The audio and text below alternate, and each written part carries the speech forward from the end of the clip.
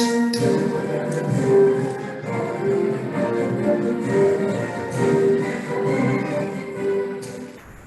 everybody. This is Linda Jo Heffner, and I'm honored today to have with me Brian Moyer, who is the founder of Survivors of Agent Orange in Guam. Is that correct? Did I say that correct, Brian? Agent Orange Survivors of Guam, but it's the content's all there. Yeah, it's the same. This has become a problem because right now we have military personnel, veterans, who have not received their benefits all these years. The Vietnam War is long over. It ended in 75, and these people are sick and they're dying. And as a military wife, a Navy wife, a widow, I am tired. I am sick and tired of getting emails from my friends. So-and-so sick, so-and-so died. It's about time it stopped. And meanwhile, they're struggling economically. So Brian, tell us a little bit as an introduction here about yourself and your organization. Okay. Well, let's see. I enlisted in the Marine Corps straight out of high school in 1973. The draft was winding down, and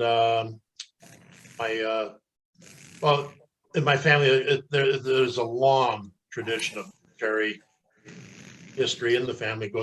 Going all the way back to the days of the American Revolution, and including George Washington's army and American Civil War, Spanish-American War. My grandfathers were World War I veterans. My father, his brothers, my mom's brothers, and everybody, even the kids I went to school with, everybody's father was a World War II veteran or Korean War veteran. And anyhow, I enlisted in the Corps and straight out of high school in 73. And after basic training, then of course infantry training school, I was also one of the Marines very few Marines that were selected for sea duty indoctrination, which is Marine Corps. One of the Marine Corps' oldest jobs was having Marines on ship. And it wasn't a regimental or a battalion float, from Okinawa. We were part of the ship's crew for 2 years. And our job was to provide security for the special weapons that were aboard ship. And the ship that I was assigned to was the USS Proteus, AS-19. And the ship was homeported at Apra Harbor, Guam. We didn't go out to sea very often unless there was some form of sea trials or we had to go out, possibly get rid of some sort of waste.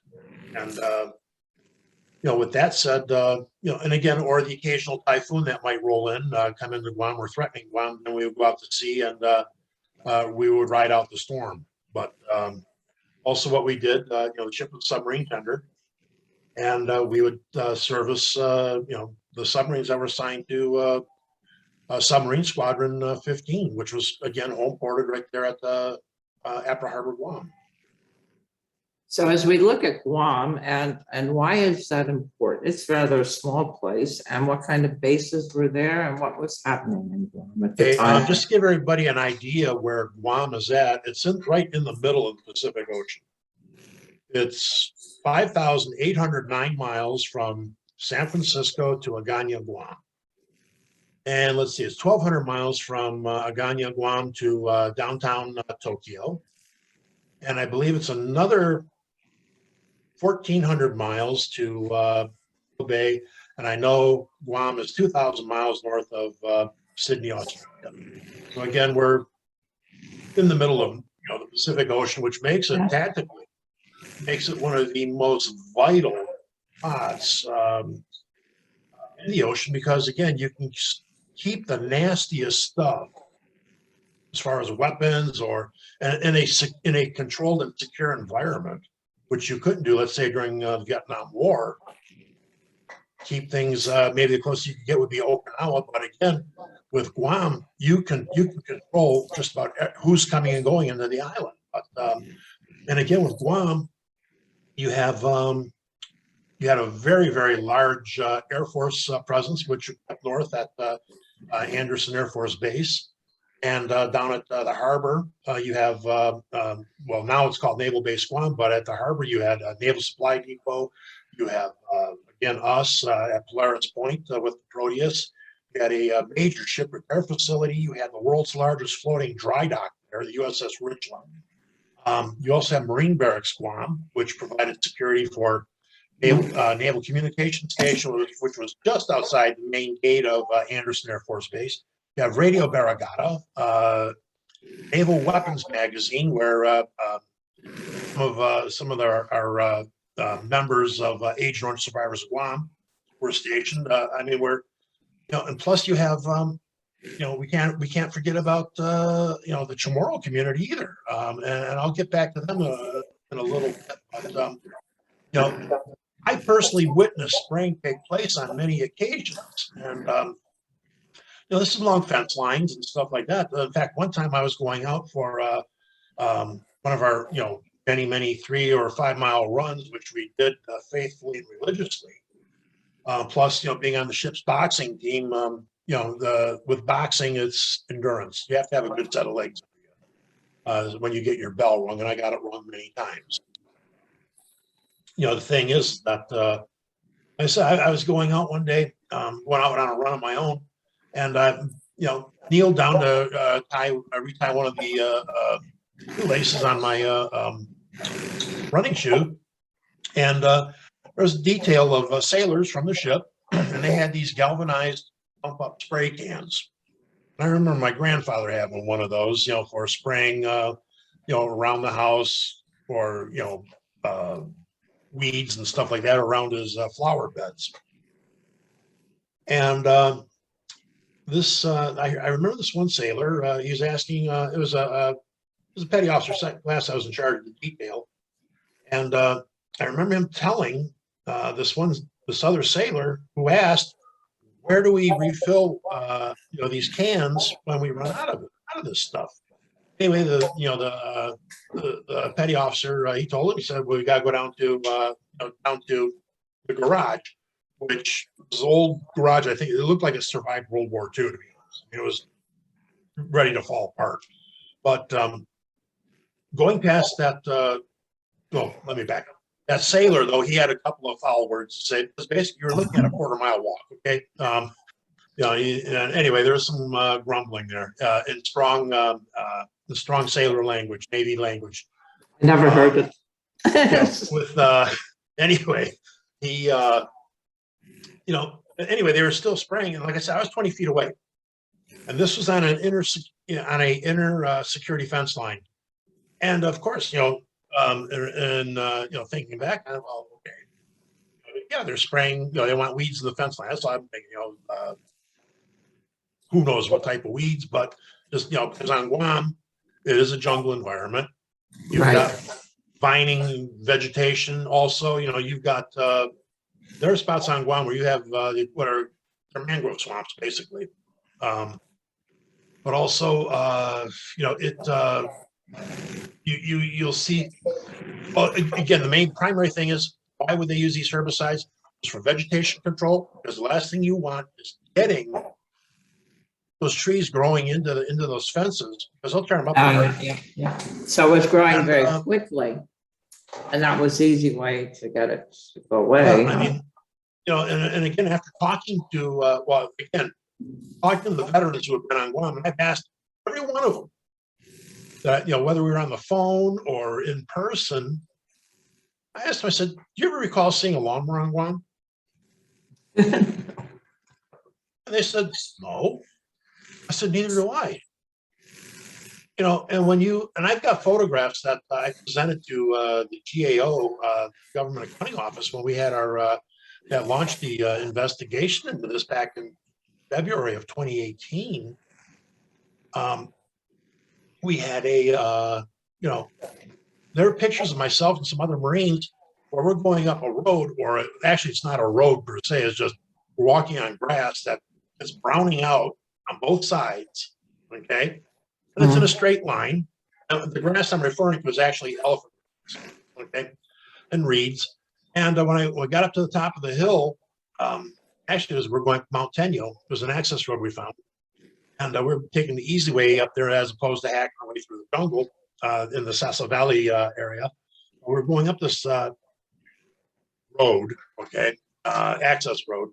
We got to the top, and there are telephone poles up there, some telephone poles and stuff that, anyway, the Chamorro had some cattle tied up, no, some cows tied off to telephone poles, and they're grazing. Well, the grass is completely brown.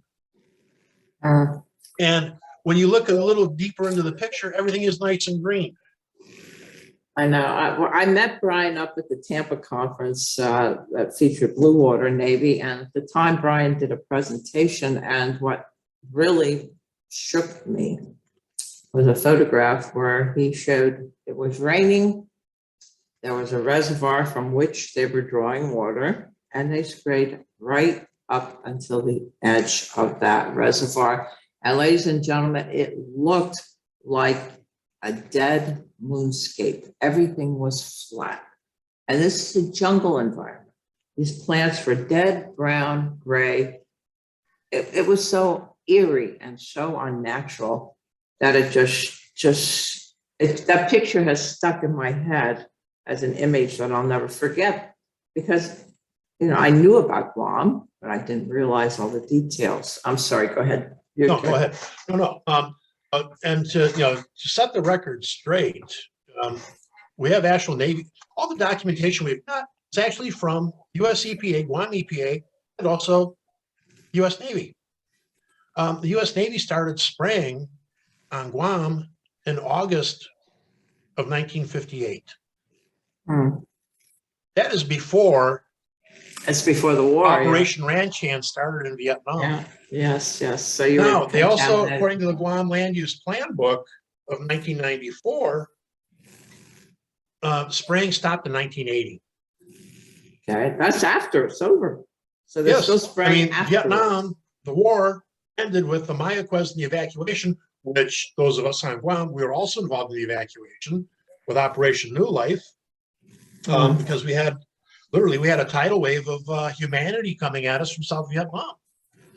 And, there's pictures. I took some pictures that, again, they're on the Agent Orange Survivors of Guam website, of us. And, we're in the refugee camps. One friend of mine, he's a retired Sergeant Major now, Sergeant Major Jim Dyken. He did a write-up about what we did in the camps. Very, I mean, it's just, it's flattering, really. You'd be like, God, I don't, and I helped deliver a baby in the camp at Tent City, Rhodey Point. So we were involving not only our military, but women and children and families. And the thing is with Guam now, as I stated earlier, the spraying ended. I mean, for me, it was a 2-year tour on Guam. I'm back now. I go back to Camp Pendleton. And I discharge. 4-year enlistment. I discharge as a sergeant, honorable discharge. I go back home to Detroit, and I start my apprenticeship as a carpenter. I went all the way through, completed my apprenticeship, and then made a career move later on to go into law enforcement because of the lousy economic conditions in the Detroit area. Auto plants left; they went offshore, went to other countries, and without those auto plants, if those plants don't have cars rolling down the line, you're not working. I don't care who you are. So why are our veterans not getting benefits that serve in Guam? Part of it, it's actually, I think that's a twofold answer. It might even be a 3-layered answer. Number one, money. Okay, that's all. It comes down to money. They don't want to acknowledge the presence of, which actually they have in a roundabout way. The GAO investigation stated that, Agent Orange wasn't there. They could only find 4 ships whose documentation was still in National Archives that stopped at Guam, and they were carrying Agent Orange or the rainbow herbicides in their cargo, their manifest. Well, as we all know that the protocol on paperwork 2 to 3 years that, it was destroyed. And, either went to the shredder and then a burn pit or incinerator, and that was it. So, I mean, that doesn't surprise me. So the evidence is pretty much destroyed to get these folks there. As far as Right. paperwork. Yeah, as paperwork. but yet we have, it makes no sense to me, and it goes back to the old thing, delay, deny, and wait till they die. Well, here's the thing. Here's the thing, though. With that investigation, though, we did get a U.S. EPA and Guam EPA. They were sanctioned to go into Anderson Air Force Base, and they were allowed to collect soil samples. Well, they did. They got a detection for 2,4-D and 2,4,5-T, but there was a supposed contamination issue. But one of my nephews, who is he has a PhD and he is a physicist, he asked me, said, "Uncle Brian, did the chemist or the technician sign off on it and give an explanation as to why?" I said, "Yeah, and he said, Uncle Brian, that's a valid test." He said, "It's happened to me." He said, "It's happened to me in the laboratory." And he said, as long as they go through the protocol properly, but they think there is a cross-contamination issue, said it'll still stand. I said, okay. So anyhow, then the other, that was with the US EPA's contractor. Whoever the military had as their contractor, they didn't find anything. That's from the same soil sample, okay? So that tells me either they didn't look hard enough or they just didn't look, period. Or they weren't honest. Exactly. About the report. Yeah, I found that a lot of times that, things are redacted out of things that they don't want to come out. When we see the results, and again, with that explanation that I had from my nephew, and again, we raised hell. We called members of Congress, we called the media. We called, and again, we called Guam, spoke with Senator Teresa Terlahi, Guam legislature, and we managed to ratchet up enough heat, so to speak, to where US EPA said, okay, we'll test again. Well, they went back to Guam, and that would be at the end of 2018. They conducted a test at the old Naval Air Station, Agana, which is now part of the international airport, Wampad International Airport. Agana, they found 2,4-D again. 2,4-D. Now tell people what that is. We're using. I will. Letters. Okay. 2,4-D, the way Agent Orange is fabricated. Okay, you take 2,4-D and 2,4,5-T. 2,4-D has been around for quite some time, as the herbicide goes back, as far as I know, all the way to the 1940s. 2,4,5-T was created somewhere, I believe, in the 50s. I haven't been able to track it down as to when the chemical manufacturers actually created it. I'm sure somebody out there does have that birthday for 2,4,5-T. But with the manufacturing process of 2,4,5-T, which is half the alphabet repeated 2 times over, trichlorodiobenzene, whatever it is, called 2,4,5-T. Yes. In the manufacturing process. And who manufactured that? Mostly. Well, you had 7 main manufacturers. You had Dow, you had Monsanto, Blue Diamond, even Uniroyal got in the mix on it. And again, I had a roster here. I had a list of the 7 major manufacturers. Yes. But the big ones are Monsanto. And they haven't paid up at all, Brian. Really, they had a court case once, from my research, where they settled right before the trial. Correct. And the veterans that were in there got a meager settlement. Right. And all I could think was, right. My thing's it's about $2,000, $2,300. I'm thinking, is that all my husband's life was worth? $2,300. That's not right. No. So we brought the Agent Orange in, and so these people are suffering. And I think now I'd like you to go into what kind of things you're seeing as far as suffering. And you have a nice chart there that takes you to that, where you're going over the different diseases and effects. And while you change your chart, I'm going to talk a little bit to the people. All right. Agent Orange came in all different kinds. It was a rainbow collection. So as soon as they seemed to get in a jam, they sent it back. They made a different stripe on the barrel. Instead of orange, it was blue. Instead of blue, it turned to white. And then it was orange. Okay. All right. So diseases, go ahead. All right. And this is from a report that was compiled by a gentleman by the name of Dr. Louis Zeifris, member of the World Health Organization.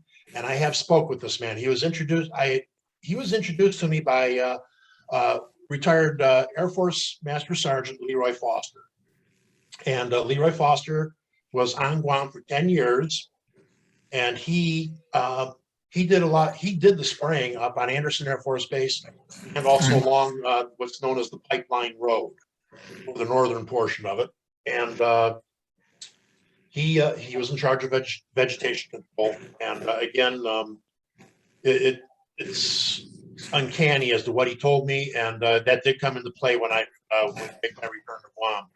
But for example, on Guam, and again, ALS, which is Lou Gehrig's disease, is 10,000% higher on Guam than the rest of the world.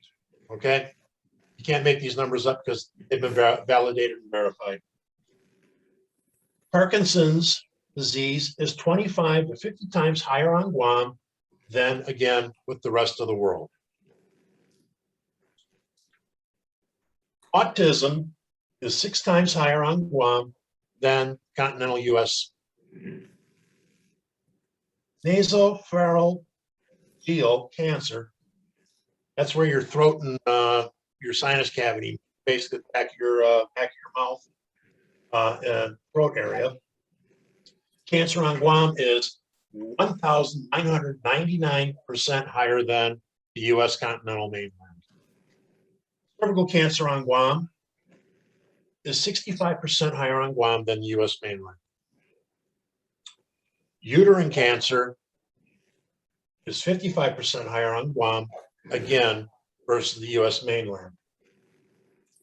Ischemic heart disease on Guam is 15% higher than the US mainland. Diabetes is 150% higher on Guam than, again, versus the US mainland. All right. Now, the way Dr. Zeifris did his reports, again, I verified his numbers through the center, CDC, and I also validated. I broke out the calculator and I started, doing the math on it. Again, based on the 2000 census, that's when his report was written in that time span between the 2000 and 2010 census. And I crunched those numbers, and they worked out to right to the percentage point as he had there. So this is fairly recent that this was all verified, and yet our government and the military was aware of this when they were doing it. Is that correct? Now here's the catcher, okay, and this is going back to the Chamorro community on Guam. This does not include our military. Now, these are just civilians in Guam. Okay. And I noticed a lot of children in there, children diseases like, the birth, cervical problems. So it's affecting men and women. Yeah. I mean, if it weren't for the Guam Public Health Department, in many ways, we wouldn't have these numbers. Now, we Brian, would not have these numbers. From my research, I also discovered that this will be passed on generation to generation. The effects of this toxin, or what we generically call Agent Orange, my research shows it's going to be in Agent Orange families for the next 8 to 10 generations. Yeah. That will be passed down from one to the other to the other. And it's kind of scary because I am an Agent Orange family. Well, I mean, for me, I've got my illnesses so far just on my own personal end, and there's a lot of other veterans that are out there too.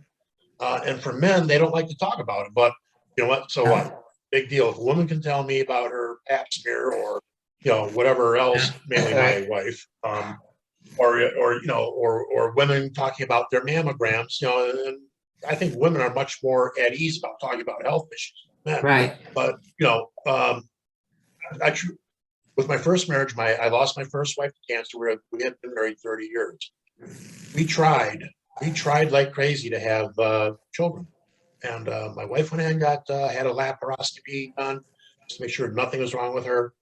She was, good to go. I got tested and I found out that I had a very, very low sperm count and very, very low motility. And I'm thinking, okay, well, all right. It is what it is, so to speak. I hate using that term, but for what it is, because I don't have a choice.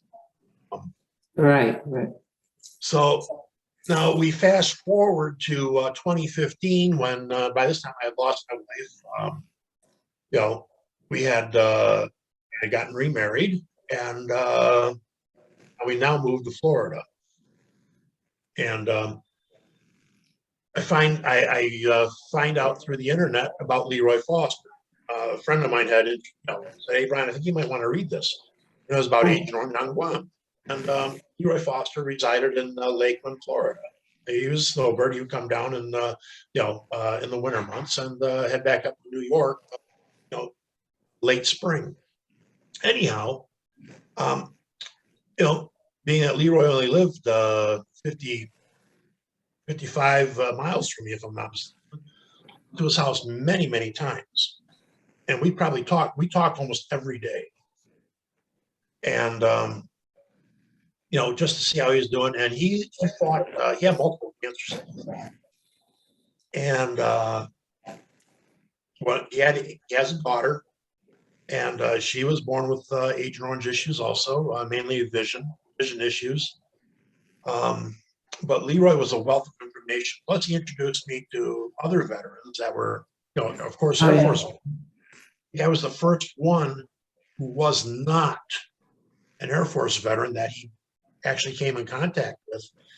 And, he asked me if I had, at one point, during, we were talking, and he asked me if I would mind taking off my shoes and socks. Yeah, okay, what's what? Well, my shoes and socks. He kicks off his boots and socks. And he said, "Put your foot next to mine." And I did. Your foot looked just like his. Okay, blackening of the toes. He said, and he started crying. He said, "My God, you've got it too." He said, "I poisoned." So, well, in Dr. Zyfer's book or his report, he refers to it as Blackfoot disease. It's where your toes actually, they're discoloring, and mine are. And it looks as if you have gangrene might be setting. Okay, and like I said, he started crying, and he said, "My God, I poisoned you." And anyway, then I meet Bob Fink, who was also on Guam the same time Leroy was. And Leroy actually sprayed Bob Fink.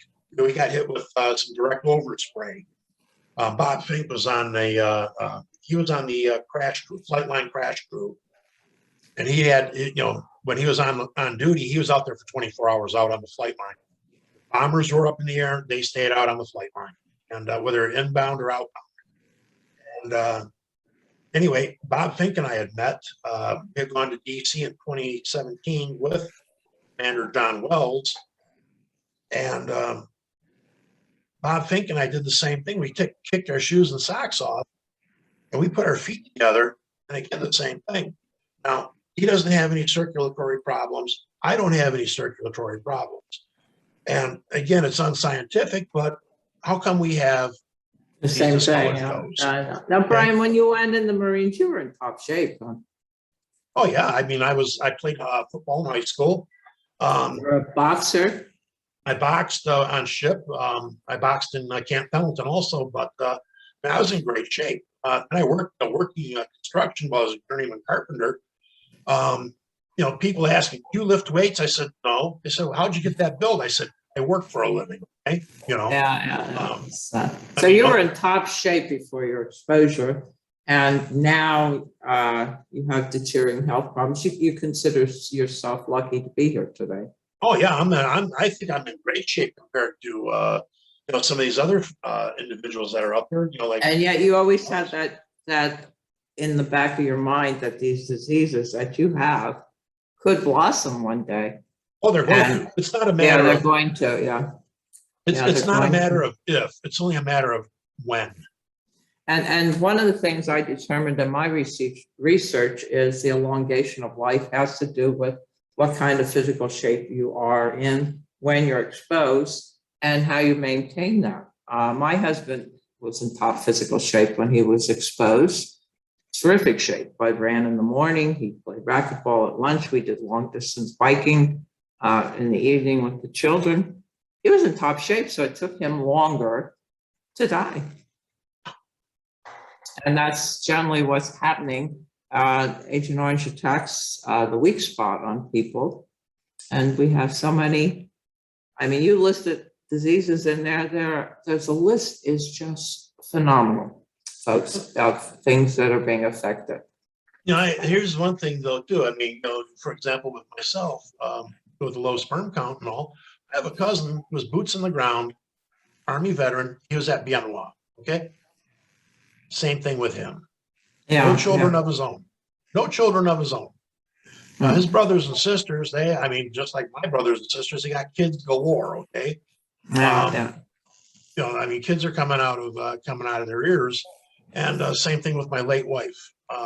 Again, kids everywhere. And with her brothers and sisters. So again, that falls on me. But then again, and this is— It doesn't fall on you. That falls on the fact that you were mistreated. That's not, I had 3 children and all 3 of them. And for the sake of their privacy, I won't tell people what they have, but they all have Agent Orange illnesses.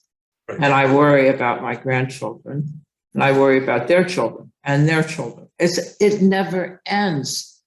Ladies and gentlemen, the war was over in 1975. We are still living the effects of it. We are still having the impact of Agent Orange in our families. It's not over. I can rattle off some names and locations as the Marines that I served with on Guam. And I want to stress one thing. When I was on Guam, so was Leroy Foster, and so was Lonnie Kilpatrick, a Navy veteran who HR 3368 is named after. The Lonnie Kilpatrick Central Pacific Relief Act, which was introduced by Congressman Michael San Nicolas of Guam, and also Congressman Gus Billaracas out of Palm Harbor, Florida. And again, we didn't know I didn't know Lonnie Kilpatrick. I didn't know Leroy Foster. Again, Leroy Foster's Air Force. He's up north, up at Anderson. Lonnie Kilpatrick, he's at the central portion of the island, down at the old Naval Air Station, Naganya. Then I'm down at the harbor, where the Proteus is at. And but again, there are Marines that I served with. Danny Aranda, Pueblo, Colorado. He died of cancer. Okay. Daryl Holly, Hobbs, New Mexico. Cancer. Fia Pito Turvola, Petey, from American Samoa. He died from ischemic heart disease and type 2 diabetes.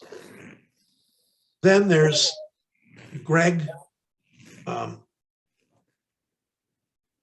Oh God, I'm drawing a blank. But Greg Waldron. Mark Bowen of Fall, Oregon. He died of esophageal cancer. Right, and that shouldn't be. All of these people should not be dead. They should be. And then another friend, Greg Waldron, he had to go through radical prostate surgery. And again, like I said, we've got, and these are men that I knew. Right. These are men that I personally served with. I mean, we were in many ways, we were like the Spartans or the gladiators. I mean, we were in top shape, and we were, of course, we thought we were invincible because of age. And yes, being young, you always think you're invincible. And also, hey, we're Marines, and we go, we're working on, we won't need the Navy for very long because we're learning how to walk on water, right? you know, but no, the thing is that these men, they didn't even know. They didn't even know what they were exposed to. No, they didn't. And if they, you know, from my experience as a Navy widow, story we were told, our husbands are safe. You're on a ship. What happened to them? We used to feel bad for the guys, the wives of the guys who were on the ground, because they were, you know, they had a higher chance of being killed than our husbands. You know, because we were, you know, and that was a sense of relief amongst Navy wives that even though they're going to Vietnam, they're safe. Yeah. What's going to happen to this big ship? They're wrapped in this big hull of gray metal. Our husbands are safe. Surprise, surprise. So they're not. Yeah. So I mean, I've got cousins that were, you know, one cousin, he got killed in Vietnam, his name's on the wall, Marine Corps vet. And I mean, I got other cousins that were Marine Corps veterans too. And also, you know, a couple Air Force, a couple Navy, one who was Navy, he's dead. His blue water, brown water Navy, his gunner's mate. right, right. He's gone. He, again, same thing. Think, in fact, no, he wasn't getting any type of compensation. I mean, And he Brian, lost both his legs. one of the things I respect and really, the wall is there, and yet I can't get my husband on the wall. You know, I've tried, and it's because he wasn't killed in Vietnam. So, but that's a whole other story. So, Brian, you have more charts I've been there. thinking about something. I've actually been thinking about how can we take care of our own veterans, you know? For example, if they were on Guam, like your husband, okay? Your late husband, Bud. We could do it. Have you ever been to Scotland? Do what? I'm sorry. Have you ever been to Scotland? I know Ireland, but not Scotland. Okay. In Scotland, you go to Edinburgh Castle. They also have the Scottish War Memorial. Okay. It's like you're walking into a castle, but at the same time, it's almost like a church. And it was built for the World War I veterans, and every soldier who died either from his wounds or was killed in battle or missing in action, their names were entered into a book. And or actually on a slip of paper, and then they're put into basically like a treasure chest that's sitting on this altar. And when you see it, it's very overwhelming. It's almost like walking. Nothing will be as overwhelming as seeing the American Cemetery at Omaha, because my father had some cousins buried there. I've been there. One of my uncles also scaled the cliffs at Point Du Hoc. And again, I'm getting off track with Guam, but again, there's ways to do it. I think, you know, even if I can put a chest. And all we have to do is just get some log books or something like that, just blank. Yeah, we have to recognize them because, you know, it's wonderful that those names are there, but it omits a lot of people. Right. The thing is that we keep that book, that chest on Guam somewhere. Right. Whether we can get the Archdiocese of Guam to do it, you know, on you know, once a year, you know, people submit the names of. And that would include the Chamorro too. And update it. Yeah, update it and keep it up to date. And that's it. You know, boom. Hey, you know, we can make it self-supporting. Right. You have a loved one you lost there on Guam. You know what? Here, $10. Here's the name. Here's the date of birth. Here's the time they served on Guam. When they passed away. This is the illness they passed away from. I know. It's really sad. It could be done like that. Well, what else would you like to add about Guam to go on to? Okay, let's see. We've covered this. Now, still going back to US EPA, Guam EPA. I went back to Guam in October of 2019 on Military Veterans Advocacy Summit there, and to assist US EPA and Guam EPA with going to areas that we veterans who had sworn out affidavits to the GAO and you know, actually seen spraying take place or actually did the spraying themselves. For example, like the late Leroy Foster. And every 8 out of the 10 areas that we went to, that I took them to, tested positive for dioxin and or its congeners. One of those areas tested is 270 times higher than the permissible limits of today's standards. So again, getting back to a couple illnesses here on Guam. Whoops. Liver cancer is 41% higher on Guam than on the US. You have a kidney failure rate of 12% higher on Guam versus the US. And infant mortality rate on Guam is 6 times higher on Guam versus the US. Okay, then let's see. Again, 3 ounces of 2378 DCDD dioxin is enough to kill over 3 million people. Okay. Who needs anthrax? We got this. Okay. We also know 2,4-D and 2,4,5-T were sprayed on Guam from 1958 through 1980, plus on American Samoa, these same herbicides were sprayed where our submariners went, but also even some surface ships went. Because I found, again, US EPA files, and also I had it went through the Department of Agriculture, and we found there were drums that were abandoned in a government warehouse and in Pago Pago. Plus also and they were in top shape, those drums, and they didn't leak anything, right? They were leaking, and I know they were. I'm being facetious. It was just real to what I discovered there. But now, there's a little town called Pine Beach, Missouri, and with dirt roads in it. And the county went ahead and was taking old oil, and they didn't know that it had dioxin in it, or if it did, they didn't know what dioxin was. But this is in the 70s. And for dust control, they were taking this contaminated oil and spraying it on the roadways for the purpose of dust control. Now, the dioxin levels were reported at Times Beach at 33 parts per million, which is high because that's the poison, folks, that we're talking. So right. 33 parts per million is really high. Now, we're going to get to Anderson Air Force Base firefighting school, where myself, Sergeant Major Jim Kiken, and Greg Waldron were sent to by we had a change of command and the new CO of the ship. He wanted 10% of each ship's division recertified in firefighting. Well, we were the 3 that we still had a lot of time on our tours for the ship. So it was, smart move, send these guys out here because they'll have at least 20, myself and Greg Waldron, we'd had at least 20 months because we were only there maybe 4 months when the ship had its change of command. So anyway, now at the Anderson Air Force Base on Guam, number 2 firefighting school had a dioxin level at 19,000 parts per million. Okay, that's not a mistake.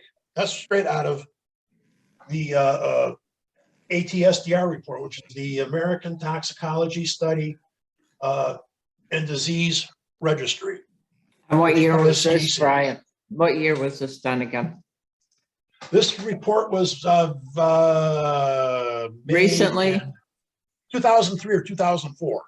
So folks, eventually over time, a chemical breaks down. So this is residual. This is from 50, you said 55, 58? 58, they started spraying. So this is what's left after all these years from 58 until present. Well, how this all ended up at the firefighting school was actually because of Leroy Foster. He would take, again, he would mix, again, when you're preparing Agent Orange or any of the herbicides, you would take, my understanding is that 2,4-D, 2,4,5-T was already prepared in drums here in the mainland. The drums were shipped, the herbicides were shipped, They can call them commercial. We'll play their silly game. We'll call it commercial. Okay. It's still 2,4-D, 2,4,5-D. Then you would cut it. You had a ratio of X amount of gallons to X amount portions of diesel fuel. The diesel fuel worked as a binding agent to adhere to the plant, to the vegetation that you wanted to kill. And also to human bodies. Yeah. Made it even more, and these fellows didn't, and I think mostly men, but they're men and women, didn't always have shower facilities available for them. You know, if they were on Vietnam, and in Guam, maybe you showered what? Not, you know, you couldn't shower every day like you do now. Every And day. even you couldn't even if you tried to scrub it off, you're talking about an oily mixture. If you put face cream on, ladies, you know that stays with you afterwards. So this is here's the thing where we sprayed. Now, getting back to Polaris Point, had a little tractor, like a little, John Deere tractor, except it was painted battleship gray, from what I recall, and it had a little. They had a little trailer behind it with a plastic tank on there, and it had little outriggers on it for spraying this field. And it would, I remember seeing that little tractor going back and forth, just like we were mowing the lawn, but of course it wasn't mowing anything, but it was spraying. And later on, well, again, nothing ever grew there, nothing. That is the same area where we practiced for football, or we trained, we played volleyball there, you name it, baseball, we did, okay? In fact, where we had every 3 months as Marines, we had to do a physical test. And there were pull-up bars there, and that area was sprayed, plus we had to do our sit-ups there too. I mean, it was sprayed, and here we are, we're laying down in there, and we're doing sit-ups. And I remember my back being broke out like crazy. Now, was it because of the climate, or was it because of whatever I got on my back, as far as, picking up herbicides? And it was Same warm thing there, with so you checks. would see people without shirts too. Yeah, So you're we're walking bareback around, we were bronzed up. I mean, we were tanned up, could almost pass for Greek gods, Yeah. And again, we have, for the military to say that wasn't there is, okay, protect yourself. We don't want to deprive you of that one bomber or whatever, or that new toy, but you've got, it's time for you guys to man up. I think so They don't too. want to. John Wells is going to make them now. And, but again, the dioxin levels at the number 2 firefighting school, we're at, according to the CDC, we're at 19,000 parts per million. Then it was later on, it was adjusted downward to 1,900 parts per million. It's still the most contaminated place in the world, as far as I know. And yet we can't get our photographs veterans. of it. Somebody got photographs of it out of there. That whole area is fenced in with no. I don't think the only way you're going in there is if you have a hazmat suit on. And then, anyway, like I said, those 8 to 10 places we went to on Guam, they all tested positive for dioxin and/or its congeners. And hopefully, December 9th is our day. We're going to have our day in court, just like the Blue Water Navy did. And the way I see it, and Bob Fink could tell you the same thing. If this were a murder trial, people would be in prison. Yes, I agree. We know where the crime happened. We know who committed the crime. Mm-hmm. We know who the actors were. We have witnesses. We have essentially the blood stains and the DNA, and we know where the body was dumped. We have it all. So we go back again, Brian, it's about money. Always money that I don't want to pay. These veterans and their families are getting older, they're struggling. Some are, destitute, in bad shape, living with wherever they can, financially struggling, physically struggling. And like I said in the beginning, I am so tired. of hearing from my military friends that their spouses are ill, their spouses have died. I just, it breaks my heart every time I hear it, because I walked through that. You I know what it's like. for example, and again, I'll just, Bob Fink is in the same boat. We haven't had the cancers yet. We're waiting, okay? But we both have peripheral neuropathy in all of our extremities. Mhm. I'm taking Pablin, and I'm on a heavy dose. The doctor is saying, I'm taking 150 milligram of pregabalin 2 times a day. He said, that's a very, very heavy dose you're taking. So you are a balance of chemistry to keep you alive. Yeah. I mean, I like Keith Richards. Am I being chemically propped up or what?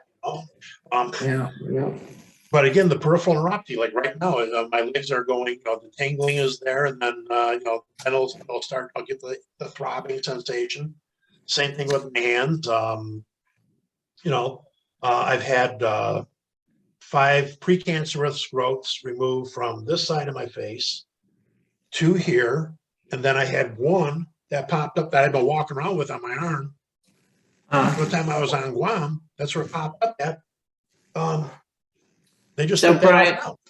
Brian, now the bill is going before in December. Is there anything that my listeners could do to help get this bill passed? Anyone they could write to, or anyone that would be anything that they can do? Actually, the best way to do it, I would highly suggest come over to Agent Orange Survivors of Guam. We're on Facebook. I'll give the link below. We've got a great communications team, which is run by a retired Navy commander. His name is George Coolbaugh, and we communicate back and forth at least 2 to 3 times a week. He and I, we are co-partners, or we'll co-author maybe a letter, and we send it out. The term we're using is carpet bombing. We carpet bomb Capitol Hill with emails, that way. But also, if some people they don't like to, send emails, and we have a template. We have a great way of doing it, which we learned from Susie Ballinger from Blue Water Navy, and the lady is a sweetheart. Yeah, she's a great. If it weren't for her, none of this would have happened. I know. I'm going to be interviewing her next, folks. After the Susie holiday. Ballinger, the woman is a sweetheart. She really is. She's another Navy widow, like myself. No, she's not a widow. Her husband's still alive. Oh, he's still alive. Oh, I'm sorry. Yeah, Ernie. But he, again, cancer. He's not in good shape. Yeah. Okay, I didn't know that. And again, I think of like George Coolbaugh. Again, same thing. I think he's in the same boat as I am. He has multiple skin cancers and and other issues going on. But like Bob Fink also sprayed. He also sprayed on. He's down in Mississippi. He also sprayed herbicides on Guam, but in a smaller area around. In fact, around the firehouse where the firefighting school is at. Mm-hmm. And all the time you were told it was safe. Well, yeah, Leroy Foster was on TV. I don't know if you've ever seen it or not, but he said that he was told that you could brush your teeth with it. Oh my! Yeah, I just when I think of my husband, I think of him taking a shower and then eating it, drinking it, cleaning the deck, and knowing Bud when he would finish doing the deck, he'd take it and put it all over his body because it was hot. Yeah. Well, here's the thing on Guam. You only have 2 freshwater supplies. Yes, the 2 reservoirs. You have the Fino Lake Reservoir, which was down south, which was built by the Navy in 1952, if I'm not mistaken. And then you have the Northern Lens Aquifer, which is directly under Anderson Air Force Base, and it's in the Navy Guam Land Use Plan book that there are over 100 relief wells that were drilled around the flight line. To prevent flooding during the monsoon season. All that's going into the groundwater. And all that is going in, and it's 85 to 90% Guam's fresh water comes from the Northern Lens Aquifer. When the Northern Lens Aquifer runs low or starts to run low, that's when they'll open up the valves from Fina Lake Reservoir. Okay, they found Silvex in there, and and I traced it all the way back to Cornell University. So I know that document on my end is good. I mentioned that to John Wells. I said, look, I took it all the way back to Cornell University. He said, if it went in their door, then it's good. So, and again, everything that we've got, that we have, is from US EPA, Guam EPA, US Department of Agriculture, believe it or not. They're a great source of information. And again, Department of the Navy, I mean, they've documented everything so well that if you find the documents, you can start putting the chain of events together. And there was a college student on Guam who found the document going back to 1958. He sent it to John Wells, and it was a Navy publication, Soil Conservation Series #2, and Public Works. It clearly states right in it, they're mixing 2,4-D and 2,4,5-T together, and which makes me think, being that Guam, of course, is a tropical same environment. This probably has the same foliage, same plant, vegetation as many of the areas in Southeast Asia. That Guam was being used as a petri dish. Wanted to see how well things would work. And another one of the things too that I did on Guam, I was one of the few that had a government driver's license, at least in the detachment. And if I wasn't on duty, or if I happened to be on ship, or even if I was on duty, because we'd have our watch roster was 4 hours on, 8 hours off, 4 hours on, and we would, if somebody was, let's say we had a new Marine coming in, or a couple of new Marines coming into the ship, we get a call. I go ahead and check out a vehicle, go up to Anderson, pick them up, and bring them back. And the thing is that I remember, and plus we'd also go up to Anderson Air Force Base, because they had the Taragi Beach is one of the most beautiful beaches in the world. You'd think you're at the set in Haiti for Mutiny on the Bounty. I mean, it is that beautiful.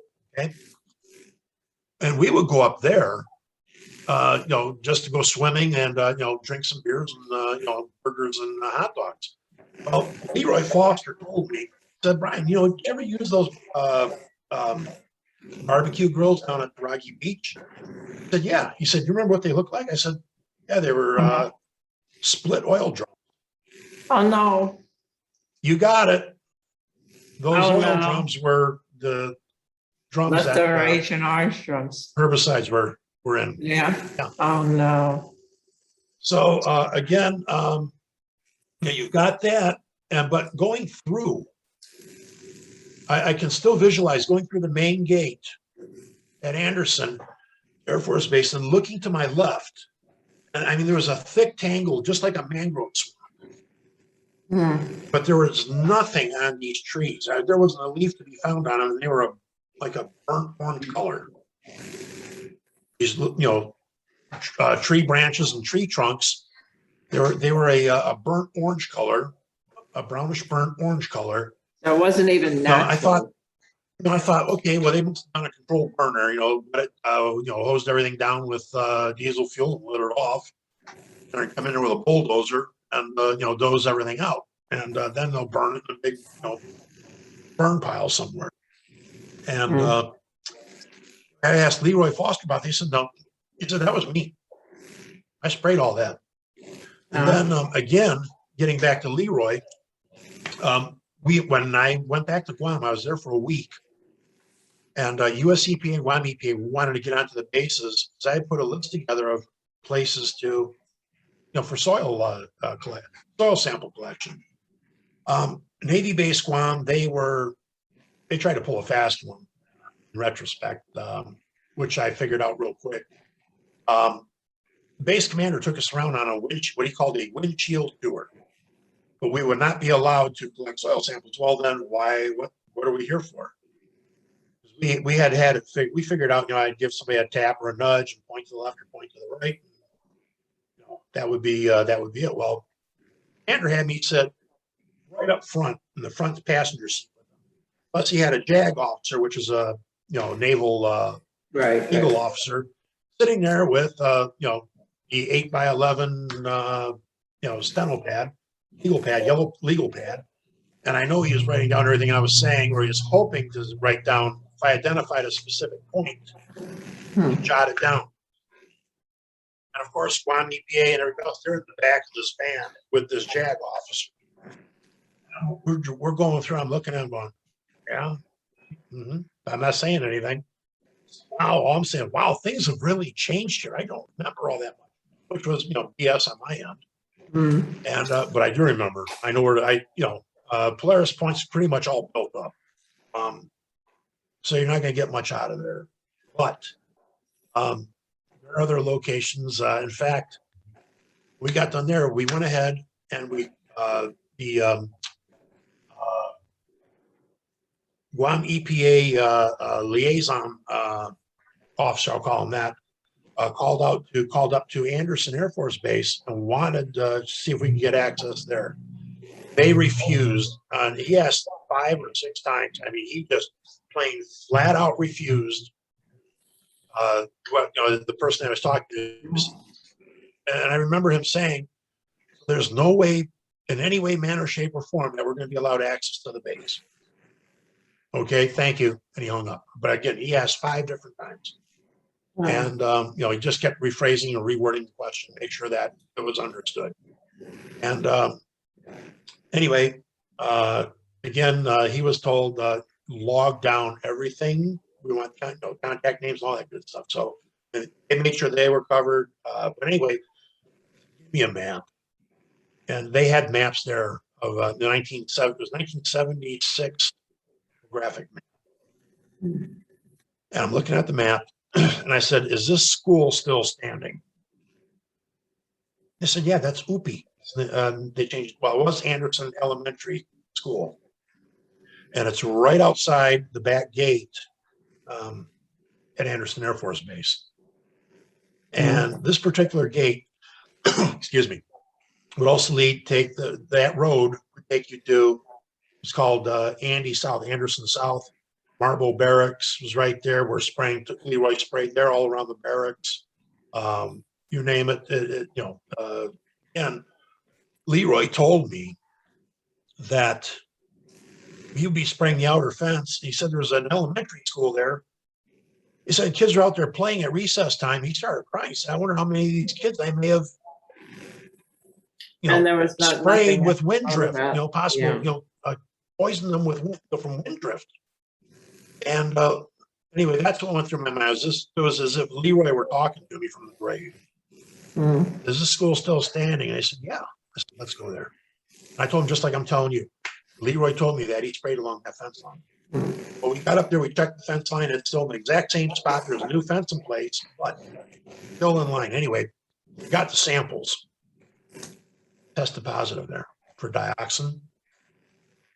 One of the women who are on the Agent Survivors of Guam page, she went to school there. She was a little girl. She started school there. Her father was Air Force. Oh, no. The whole family went to Guam. And she was there from 1967 to 1970. And she, again, she's been fighting multiple cancers. She, never had a baby or anything, women's health issues. This is a travesty. Yes, I agree.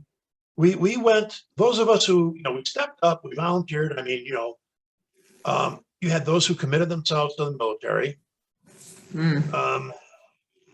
Then, we all committed ourselves. We all knew that the purpose of joining the military is that you're going to go to war.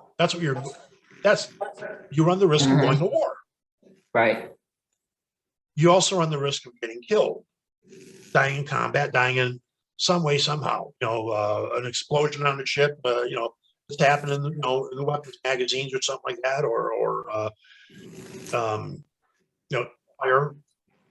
Same thing up at, whether you're airman or whatever, a fire breakout or something goes wrong, you're loading ordnance onto a bomber or a fighter, you have an accident, something goes wrong. It happens. But to be poisoned. That wasn't on your list. That's not what you That was signed not up on for. my list. Okay, if I'm going to be No, poisoned, no. like my great uncle, my grandfather's brother-in-law, he was gassed 2 times. He was hit 2 times with mustard gas during World War II, or I'm saying World War One. So that's part of war. Right. But to be killed by a herbicide, a weed killer, and the government doesn't want to accept responsibility. But here's what's funny. American Legion ran a story about us, and they actually came on, and the author of the story went to the VA to get their side. Which he's supposed to. He wants to hear the other side. He wants to be objective. And they came back and they said, well, we know that Agent Orange wasn't on Guam, but they did use commercial herbicide. I know. Wow. A name you just made everything easy for everybody. Else. Yeah. You got the VA's attorneys or their spokesman or somebody saying, but commercial herbicides were used. Saying, okay. That's all has the same poison. That's why I don't like to call it Agent Orange. I call it toxin. It's a poison. It's a poison. The GAO investigation said the same thing. Okay, thank you. Now that it's like, all right, I get it now. Okay. Yeah. Once you put the tactical versus commercial herbicide fairy tale, you throw that in the garbage can, you're good to go. And part of the problem that we have, I see, with Guam, with veteran service officers, is that they're not up to speed when it comes to places like Guam or Okinawa, even Thailand. They don't know. They don't know at all. And when I had a VSO ask me, again here in Florida, I said he can't find anything about Guam. I said, I will take care of your office. I said, you're going to be the smartest person. You're going to be the smartest people about Guam, because all I could find was that one article, that one paper. I said, don't even use that. Okay, just you can toss that off. I said, we're going to give you everything that you need. Right. So we have the evidence, ladies and gentlemen. We just have to get these bills passed. And we're sincerely hoping that this is going to finally be the time. Because as Brian said, each person who signs up to go into the military signs a blank check. And the check says, payable by my life. I will give my life. And I think it makes sense that they're willing to do that, and they do it willingly.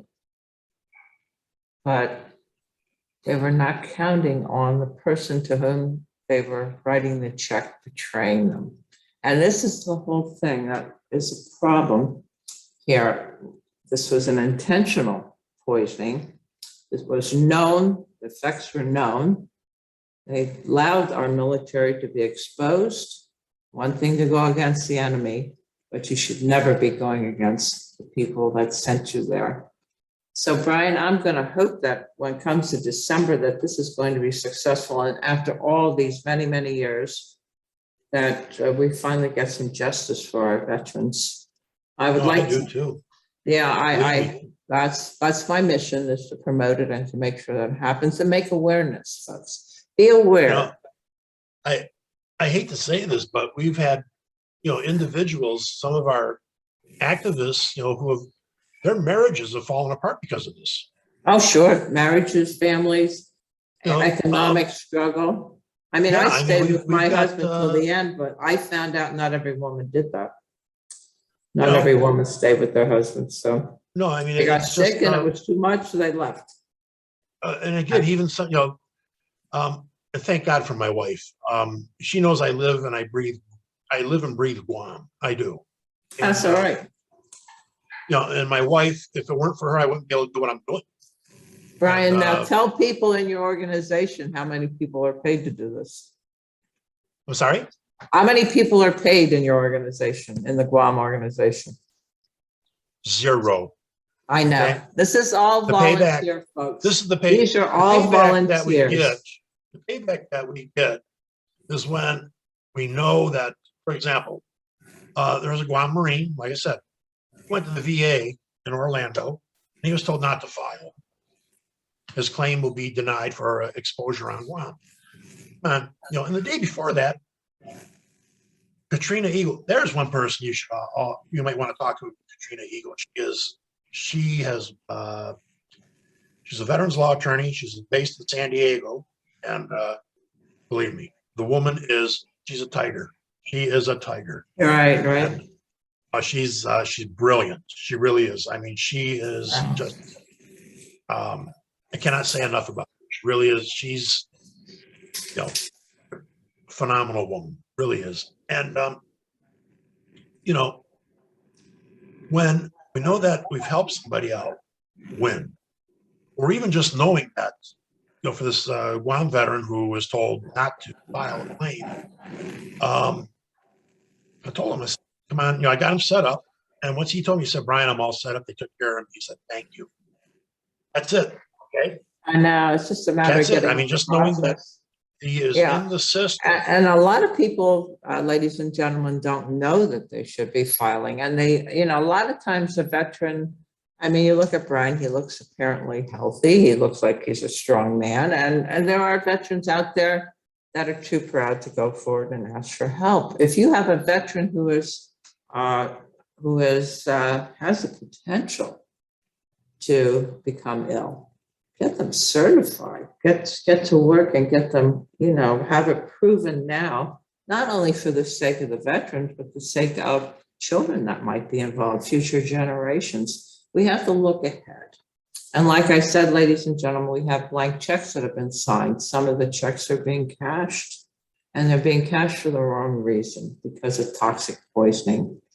And I certainly hope that we never, and this is my mission, guys, if I can save one warrior's life in the future by shining a light on the fact that there are bad conditions, and it wasn't just Agent Orange, it was all kinds of poisons that we've been exposed to, the burn pits, Camp Lejeune, to name just a few, and it has to stop. I want it to stop. If I can get it to stop before I die, I will die a happy lady. So Brian, I thank you for coming today. That's been an interesting interview, and I can see your dedication and your passion in your eyes. And I salute you for coming. Thank you so much. Ladies and gentlemen, coming up next week, I'll be interviewing Susie Bellinger. Susie is the founder of Blue Water Navy, and she's quite a lady. She's so dynamic. So watch for that interview coming up. And we're going to continue these interviews with the members of the association fighting for our veterans' rights. And as Brian said, volunteers, all volunteers. Our veterans should not have to be fighting for their rights. It should be given. It's not charity, it's compensation. They were guaranteed it. So again, folks, I'm going to say goodbye and I will see you again. Thank you for joining us. And Brian, take care, my best. Keep in touch. Yes, ma'am. And I'm going And to as they say say goodbye. on Guam, Sizus Maasi, which means thank you and God bless you. Same to you, Brian. Thank you. Bye now, folks. See you again.